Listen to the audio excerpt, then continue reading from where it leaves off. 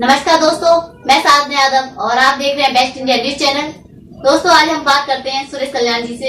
आज हम इस परिचर्चा में भाग ले रहे हैं हमारे सुरेश कल्याणी जी, जो कि फिरोजाबाद के एक मंदिर के संस्थापक हैं और वो मंदिर है प्रमुख मंदिर श्री माता वैष्णव देवी मंदिर। दोस्तों, ये बड़ा भव्य मंदिर है और बड़ा आश्चर्य होता है कि इतना बड़ा मंदिर और कैसे निर्माण हो गया, और इन सब बातों को मतलब जिज्ञासा करने के लिए हम सुरेश कल्याणी से कुछ प्रश्न करेंगे और जानेंगे इन सारी चीजों को कि भारत में दूसरा मंदिर ये है वैष्णो माता मंदिर संपूर्ण भारत में। या तो वैष्णो देवी कटरा जाते हैं लोग, और दूसरा मंदिर जो भारत का सबसे भव्य मंदिर जो है फिरोजाबाद में उसानी ग्राम के पास में है। तो इस यात्रा को आपने कैसे कैसे कवर किया ये जानना चाहेंगे। श्रीमान नमस्कार जी, जय माता दी। जय माता दी। पहले तो आपके चैनल को धन्यवाद। आज अब हमारी बात जनता तक पहुंचाने के लिए आए हैं, और विशेष रूप से मंदिर के बारे में आपने पूछा, तो माता रानी से प्रार्थना है कि आप इसी तरीके से और भी शहरों में धार्मिक स्थलों पर जाएं और उनके बारे में अपने चैनल के माध्यम से जनता तक अपनी बात पहुंचाएं। आपने बात करी मंदिर के बारे में, तो राजनीतिक, सामाजिक और व्यापारिक जीवन जी रहे थे और यात्रा जीवन की चल रही थी, परंतु प्रभु को जिस व्यक्ति से जो काम लेना होता है वो प्रभु से वो काम ले लेते हैं। गर्मियों की छुट्टियों में बच्चों के साथ हरिद्वार धार्मिक स्थल पर जाना हुआ। वहां पर 6 अप्रैल 2001 को वैष्णो माता लाल माता मंदिर जो है वहां पे माता रानी के दर्शन कर रहे थे गुफा में। दर्शन करते करते हमारे मन में भाव आया, और भाव क्या आया, मुंह से निकल गया कि एक माता का मंदिर ऐसा अपने शहर में बनाएंगे। और तभी लगा कि ये मैं क्या बोल रहा हूँ, विशाल मंदिर है। तो एक आवाज वहां गूंजी कि मैं हूं ना। जब मैंने उस चारों तरफ उस आवाज को देखने की कोशिश करी तो आवाज मुझे नजर नहीं आई। जनता पीछे से चिल्लाने लगी कि दर्शन हो गए तो चलिए। और मैं वहां से उतरकर सीढ़ियों से, पत्नी साथ थी, बच्चे साथ थे, और हम एक सीढ़ी पर आगे में बैठ गया। तो पत्नी ने पूछा क्या हो गया, तो 3 बार उनके पूछने पर मैंने तीसरी बार उनसे कहा कि दोनों हाथ उठा करके ऐसा मंदिर फिरोजाबाद में बनाऊंगा। तो वो बोली क्या पागल हो गए हो, इसमें तो करोड़ों रुपए लगे होंगे। मैंने उनसे कहा कि मैं अपने शहर फिरोजाबाद में पहली लगा दूंगा और अंतिम ईंट 50-100 साल बाद कोई व्यक्ति लगाएगा। उसके बाद बच्चों को वहां एक रेस्टोरेंट में बैठाकर उस मंदिर के कार्यालय में गया, बनाने वालों के बारे में पूछा और उस मंदिर को चुपचाप नाप लिया।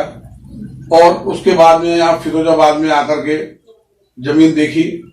जमीन देख करके उसके बारे में उस जमीन वाले से बात की। वो व्यक्ति भी बेचना नहीं चाहते थे, परंतु उन्होंने कहा कि आप जिस कार्य के लिए आए हो तो मेरी क्या औकात में मना करूं। तो उन्होंने जमीन देने के लिए हामी भर ली। चूंकि काम बड़ा था और मैंने अपने 4 और मित्रों को बुलाया, उनसे कहा कि मर तो जाओगे, पैसे सब ही रह जाएंगे, और एक बहुत बड़ा माता रानी का काम करने का मन में विचार आया है, तो आप इसमें अपना सहयोग कीजिए। उन लोगों ने कुछ ने हाँ करी, कुछ ने असमर्थता जाहिर करी, और वो काम ने उस टाइम नहीं हो पाया। लेकिन मैं लगा रहा, लगातार 2 साल तक मैं शहर के लगभग 100 लोगों से मिला, और उनको मैं ये कहता था कि मर तो जाओगे, पैसे सब ही रह जाएंगे, बच्चों के लिए 1 करोड़ छोड़ जाओगे तो 98 लाख छोड़ जाना। तो मेरी बात 10 लोगों को समझ में आई और 2 साल का समय लगा।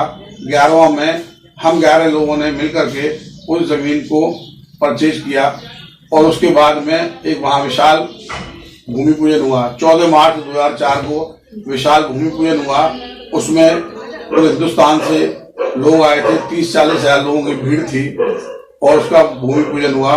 उसमें जम्मू कटरा से शिव कुमार पंडित जी भी आए थे, और कई लोग आए थे। दिल्ली से बहुत बड़े समाज सेवी रमेश बजाज जी आए थे। लखनऊ से श्री श्याम नंदन सिंह जी आए थे, जो आज गौ सेवा आयोग के अध्यक्ष हैं भारतीय जनता पार्टी में, वो भी आए थे। और पहला मुझे उसका अध्यक्ष 2004 में 6 तक मुझे बनाया जी। वो दिन याद है मुझे, मैं भी शामिल था उसमें, उस प्रोग्राम में जी। तो उस प्रोग्राम में जो देखा था, बहुत विशाल प्रोग्राम था। और हमें उम्मीद नहीं थी कि केवल भूमि पूजन पे 30 से 40 हजार लोगों की भीड़ हो जाएगी, और बहुत अच्छा कार्यक्रम हुआ था। और उसका प्रथम मुझे अध्यक्ष बना दिया 2004 से 6 तक। उसके बाद हम अपना कारोबार छोड़ करके जनता के पास जाते थे और उनसे सहयोग लेकर के आते थे, क्योंकि काम बहुत बड़ा था। और उन दिनों एक भैरव बाबा ने भी हमें तंग किया, हमको शहर में बदनाम किया, लेकिन कहते हैं कि अच्छा काम प्रभु कृपा करते हैं और वो हो ही जाता है। तो उस भैरव बाबा ने बहुत तंग किया, लेकिन कुछ नहीं हुआ और हम अपने काम पे लगे रहे। लोगों ने शुरू में थोड़ा सहयोग किया, लेकिन किया, काम आगे बढ़ता गया। फिर बीच में काम में रुकावटें भी आई, फिर हम लोगों ने और पैसा दिया।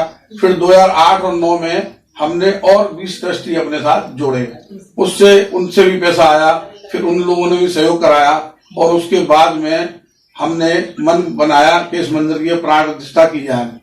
तो जब मैं वहां पर मंदिर पे था तो मैंने इस बात की चिंता की, 9वीं का दिन था, और मैंने कहा कि अब अपने ट्रस्टियों को कि यहाँ पर माता रानी को लाओ, ये अभी ईंटें पत्थर रोड़ा है, जब तक माता रानी यहाँ पे नहीं आएंगी तब तक कुछ नहीं होगा। तो कुछ लोगों का विचार था कि मंदिर पूरा बन जाएगा तब लाएंगे। तो मैंने कहा कि ये तो 50 साल में भी पूरा नहीं हो पाएगा, अगर हम माता रानी को लाके यहाँ विराजमान करा देंगे तो हमारे बहुत सारे कार्य वो कर देंगे। तो मेरी बात लोगों को समझ में आई और सर्दियों के 2009 में नवरात्र वाले दिन मुझे और मेरी पत्नी को माता रानी की एक माला लेकर के यज्ञशाला से पहना दी गई और मुझे उसका संयोजक बना दिया गया। उसके बाद में मैं इस प्रतिष्ठा के कार्य में लग गया और अपनी ट्रस्ट की मीटिंग बुलाई और मैंने 6 महीने अपने कारोबार को छोड़ते हुए और अपने कमरे का टीवी कटवा दिया, क्योंकि मैं देखता था टीवी तो समय खराब होता था, और मैंने पूरा समय दिया। और उसके बाद में जो हमने डेट निकलवाई थी तो वो हमारी 16 फरवरी। जैसा कि आज हम यहाँ बैठे हैं, आप देख रहे हैं, आज हम फिरोजाबाद के प्रमुख समाज सेवी और धर्मज्ञ, कर्तव्यनिष्ठ, सत्यपरायण, बहुत सारी उपमाएं हैं उनके प्रति, तो आज हम उनके बीच में बैठे हुए हैं एक खास परिचर्चा के लिए। और परिचर्चा ये है कि इन्होंने एक खास मंदिर की स्थापना की है, और वो खास मंदिर क्या है? श्री वैष्णो माता का मंदिर, जो कि आपको मालूम होगा कि हमारे पूरे भारतवर्ष में सिर्फ वैष्णो देवी लोग दर्शन करने जाते हैं। तो उनकी प्रतिमा आज यहाँ पर स्थापित की है, उनकी ज्योति स्थापित की गई है। पहले तो राजनीति में थे और समाज सेवा में थे, और इन्होंने उद्योग को भी अपनाया, बहुत सारी वो चाहते थे तो बहुत सारा पैसा कमा सकते थे, बहुत सारा। आज जो कि एक मध्यम वर्गीय जीवन जी रहे हैं, एक त्यागमय जीवन जी रहे हैं, तो जबकि लोग पैसे की, धन संपदा की कामना करते हैं, और ऐसे में इन्होंने धन संपदा को छोड़ करके धर्म का रास्ता अपनाया।